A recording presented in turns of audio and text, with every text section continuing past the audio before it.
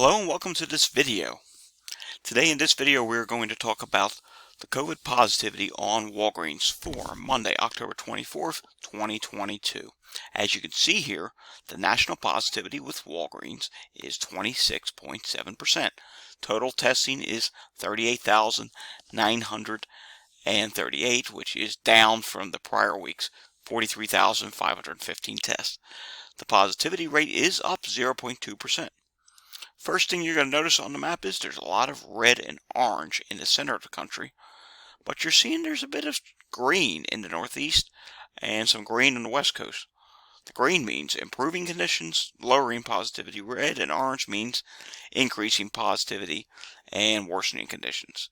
First off, let's take a look at the state of Maine.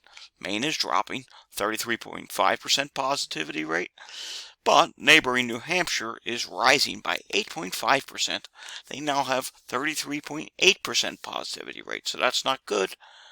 But then you come to their next door neighbor and look at Vermont. Vermont's testing actually went up to 61 from 46. It's not a lot, but testing is testing.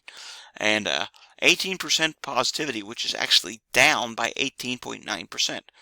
So that's relatively interesting, and those who have been following my tweets at COVID Data Report, I've been tweeting on Vermont, and Vermont's now at 85 hospitalizations, with the pandemic record being just over 120. So we'll have to see if the hospitalizations start to drop in Vermont, since the positivity has dropped.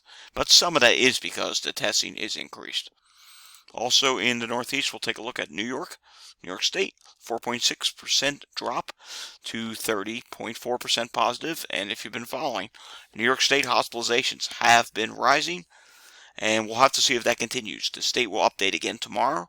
HHS did update for New York State, and hey, they dropped actually by a little bit over the weekend. So we'll see if that holds. I don't think it's going to, but we'll see.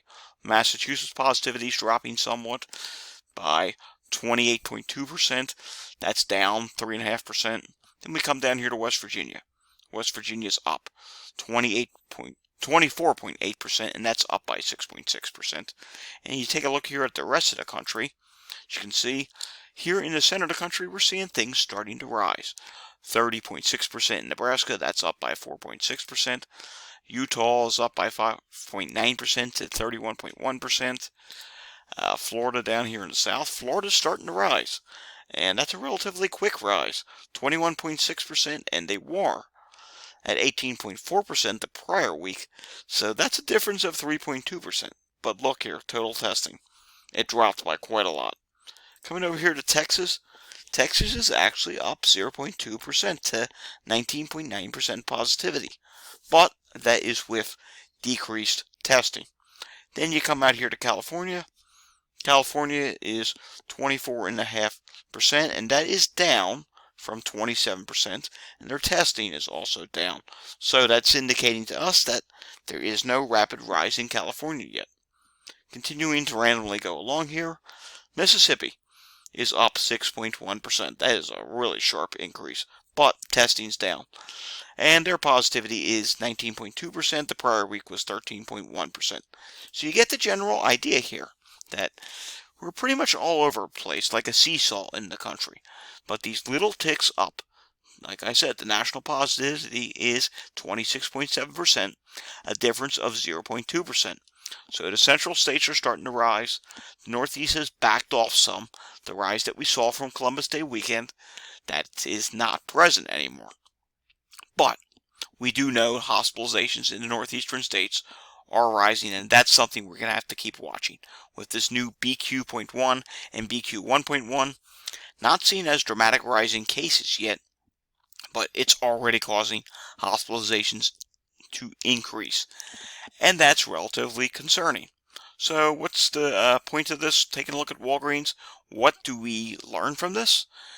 Well, we're learning that right now we're kind of in an in-between phase in the going from dropping cases in the United States to eventually things are going to start to rise as BQ.1 and BQ.1.1 become more prevalent and become a higher percentage.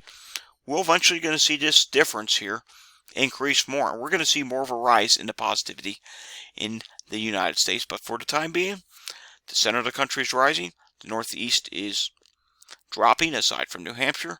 The South is a mix and maybe about to flip. And the West Coast, it's not quite there yet, and that's where the least amount of the new variant is. The highest prevalence is in the Northeast, and slowly starting to become the central United States. Alrighty, thanks for watching this video, and remember to hit like and subscribe down below. Stay safe, everyone. Thanks for watching.